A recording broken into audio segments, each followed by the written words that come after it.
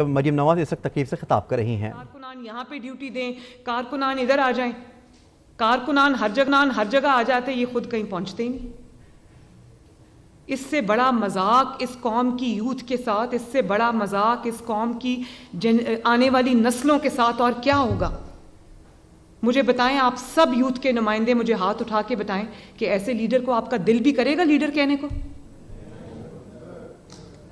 नवाज शरीफ साहब जब लंदन से अपनी बीवी को छोड़ के आके गिरफ्तारी देने के लिए आए थे तो उन्होंने आपको तो आगे नहीं रखा, बेटी का हाथ पकड़ा और गिरफ्तारी देने के लिए आ गए।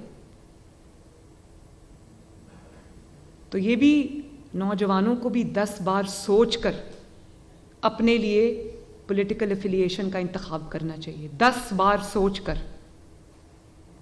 और इस मुल्क के क्योंकि सबसे बड़े स्टेक होल्डर्स आप हैं, तो आप जो 2013 से लेकर 2018 तक आप देख लें कारकर्दगी, ये कोई सदियों पुरानी बात नहीं है। और अब की कारकर्दगी आप देख लें, जो मुल्क डाउन हिल गया, नीचे गया, अब तक लुढ़कता जा रहा है, उसका कौन जिम्मेदार है? क्या यूथ को ये सवाल अपनी क़यादत से नहीं पूछना चाहिए? मैं सवाल का जवाब दे सकती हूँ कि 2013 में हमें किस तरह का पाकिस्तान मिला था और 2018 में हम तरक्की करता हुआ, टेक ऑफ करता हुआ पाकिस्तान जो है वो देकर गए इस मुल्क की यूथ को। 1.8% पे ग्रोथ थी और नवाज शरीफ जब गया तो 6% ग्रोथ पे ये मुल्क कौम के हवाले करके गया। और आप ये देखो कि महंगाई उस वक्त क्या थी। IMF प्रोग्राम हमने भी चलाए हुए हैं, नवाज शरीफ साहब ने भी चलाए हुए हैं।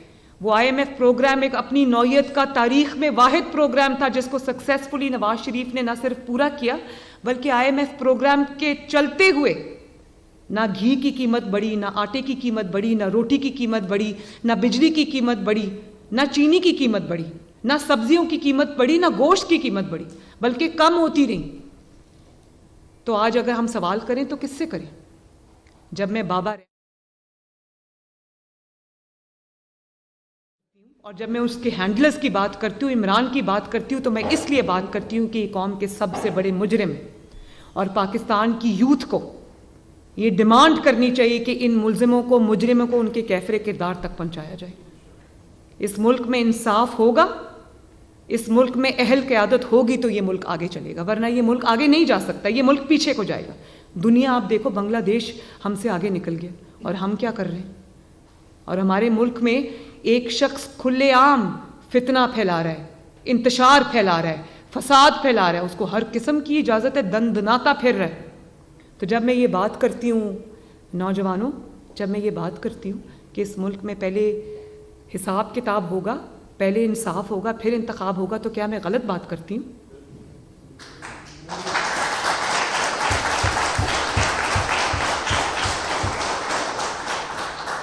इलेक्शंस का बड़ा आपको शौक उतरा हुआ है, तो पहले ये भी तो पूछना चाहिए यूथ को कि ऐसे फैसले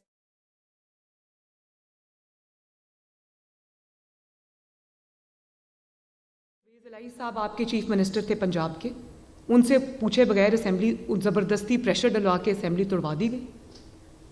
स्टेक होल्डर परवेज़ इलाही, उससे किसी ने पूछा ही नहीं, उसको कहा तोड़ दो असेंबली, ज़बरदस्ती प्रेशर डाला। जो इंसान असेंबली में बैठा ही नहीं है, जो इंसान का कोई लेना देना ही नहीं है, वो उसको कह रहा है कि असेंबली तोड़ दो। तो क्या गारंटी? आज इलेक्शन हो जाए, एक असेंबली ये जीत जाए, एक असेंबली पाकिस्तान मुस्लिम लीग नून जीत जाए, तो क्या गारंटी कि ये कल फिर वो असेंबली नहीं तोड़ेगा? क्योंकि नशे की ज़हनी बीमार है। तो आप ये देखो कि सब जहां बाई इलेक्शंस हुए सब जगहों से खड़ा हो गया। और जब बाई इलेक्शंस, कौम का पैसा लगता है इन बाई इलेक्शंस में, मुफ्त बाई इलेक्शंस नहीं होते। मैं अगर प्राइम मिनिस्टर हूं तो मैं सबसे पहले इसको कहूं कि ये पैसे इधर रखो ना, जो पहले कौम के लगवाए हैं। ये आपके वालिद साहब का पैसा नहीं है, ये इस कौम का पैसा है। ये 22 करोड़ अवाम का जीता जागती अवाम का मुल्क है, मेहनत करती हुई अवाम का मुल्क है। ये कोई बच्चों का खेल नहीं है। जब दिल किया असेंबली तोड़ दी, जब दिल किया साइफर का रोना रो दिया, उसके साइफर की आड़ में नेशनल असेंबली ऑफ पाकिस्तान तोड़ दी और आज उसी असेंबली में वापस जाने के लिए दिन रात मिन्नतें कर रहे हैं। ये तजाद देखें जरा।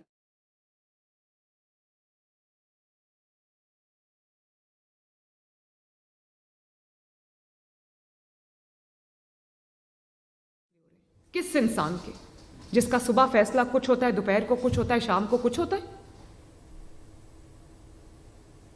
अपने लोगों को कहता है बाहर निकलो, खुद घर में बैठा होता है। और फिर वो जो कल पीटीआई का कारकुन हलाक हुआ,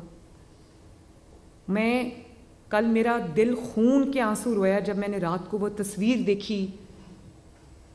नौजवानों में आपसे मुखातिब हूँ, वो तस्वीर देखी जब उस नौजवान के बाप को, वालिद को, उम्र रसीदा वालिद को ज़मान पाक बुलाया अफसोस करने के लिए।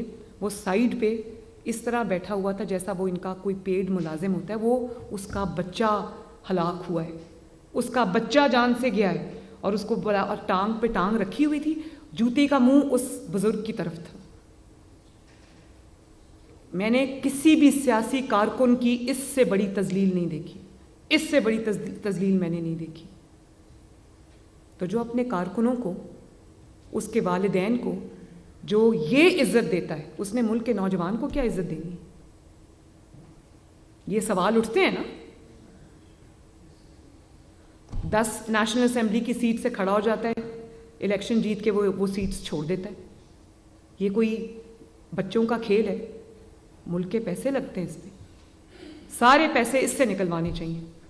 फिर मैं देखूं कितनी जगह खड़ा होता है, जिसका घर कोई और चलाता है, जिसका किचन कोई और चलाता है, जिसने मुल्क के तोहफे, मुल्क को मिलने वाले तोहफे बेच बेच के अपनी नस्लें संवार ली, जिसकी बीवी 5-5 कैरेट का एक एक रिंग लेती रही एक एक फाइल पे दस्तखत करने के बदले।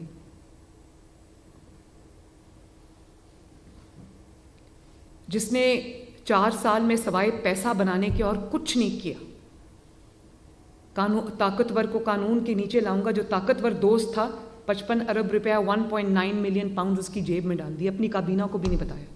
काबीना पूछती रही, जो लिफाफा तुम लहरा रहे हो इसमें क्या है? कोई जवाब नहीं। मेरी मर्जी, मैं जिसको मर्जी नवाजूं।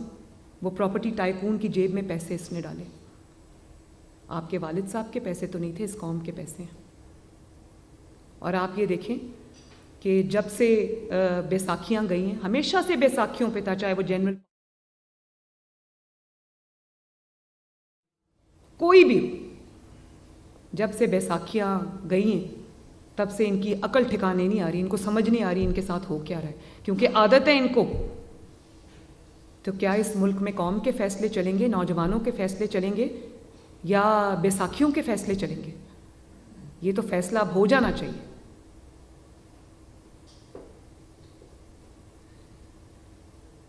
ये जो मैं बात करती हूँ कि पैरे तराजू के दोनों पलड़े बराबर होंगे, इसके ऊपर पाकिस्तान का मुस्तकबिल बेस करता है। नौजवानों, इसके ऊपर आपका मुस्तकबिल बेस करता है। जिस मुल्क में इंसाफ नहीं होगा, उस मुल्क में तरक्की नहीं आ सकती। उसमें जिसकी लाठी उसकी भैंस होगी। और जो लोग इसका साथ देते हैं, मैं उनकी अकल पे हैरान हूँ कि ये जो अभी ऑडियोज आई हैं,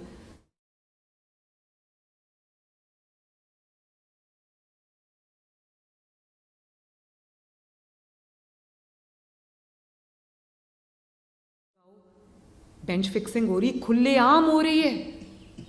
एक साइड पे ये लोग हैं कि चोरियां की हुई, 4 केसेस है इमरान के ऊपर। वैसे तो 4 केसेस मंजर आम पे आए हैं ना, 4 साल सवाए चोरी डाके के और कुछ किया नहीं है। 4 केसेस हैं इस वक्त। एक टिरियन खान का केस है, क्या वो केस सच नहीं है? मुझे बताएं, क्या वो केस सच नहीं है? जमाइमा खान ओन करती है, उसको ये ओन नहीं करता अपनी बेटी को। इसको अपनी बेटी से ज़्यादा अपनी सियासत अजीज़ है। मेरी 2 बेटियां, मैं सोच नहीं सकती कि मैं अपनी बेटियों को उनका हक ना दूं और मैं किसी और सियासी फ़ायदे को के लिए अपनी बेटियां कुर्बान कर दूं। हर बाप इस चीज़ के साथ रिलेट करता है, हर माँ इस चीज़ के साथ रेजोनेट करती है, हर भाई इस चीज़ के साथ रेजोनेट करता है।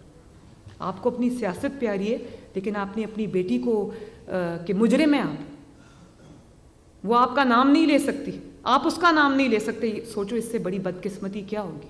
और दूसरी, चीफ ऑर्गेनाइजर मुस्लिम लीग नून मरीम नवाज तकरीब से खिताब करी। एक जानब यूथ से गुफ्तगू करी, जबकि दूसरी जानब यूथ कन्वेंशन में मरीम नवाज को फिर से इमरान खान याद आ गया। इमरान खान पर तनकीद के नश्तर बरसा दिए, ज़ाती हमले किए, उन्हें गीदड़ भी कह दिया गया। इमरान खान खुद छुप कर बैठा, ये कहना था मरीम नवाज का।